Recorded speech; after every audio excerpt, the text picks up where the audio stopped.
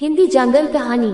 मक्खी और हाथी। किसी जंगल में एक मक्खी और हाथी की मित्रता की बड़ी चर्चा थी, लेकिन जंगल के अधिकांश पशु पक्षी उनकी मित्रता की बातों को सुनकर हंसते थे। कारण ये था कि मक्खी जब भी हाथी से मिलती थी, उसकी आंखों के पास ही बैठती थी ताकि हाथी उसे अच्छी तरह देख सके। और यह सब जंगल के जीव जंतु देखते थे तो उन्हें बड़ी हंसी आती, पर उन दोनों की मित्रता में उनकी हंसी के कारण कोई फर्क नहीं पड़ा। वे दोनों बराबर मिलते और मक्खी हमेशा की तरह हाथी की आंखों के नीचे जा बैठती। उसके बाद वे दोनों खूब बातें को। एक बार जंगल में बहुत गर्मी पड़ी। हाथी ने अपनी परम मित्र से कहा, इस जंगल में तो रहना। एक बार जंगल में बहुत गर्मी पड़ी। हाथी ने अपनी परम मित्र से कहा, इस जंगल में तो रहना दूभर हो गया है, चलो अन्य जंगल में चले।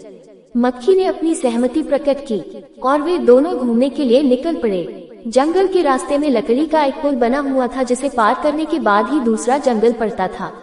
मक्खी पूर्ववत हाथी की आंखों के नीचे ही बैठी थी। वे दोनों जब पुल से गुजरने लगे तो हाथी का बोझ न सह पाने के कारण कमजोर पुल चरमरा उठा। वे दोनों ही घबरा उठे।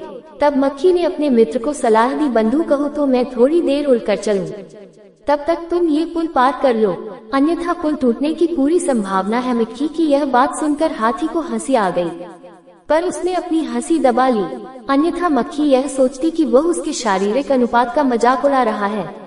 इस कारण उसने मक्खी की बात मान ली और उसे थोड़ी दूर तक उड़कर चलने के लिए कहा।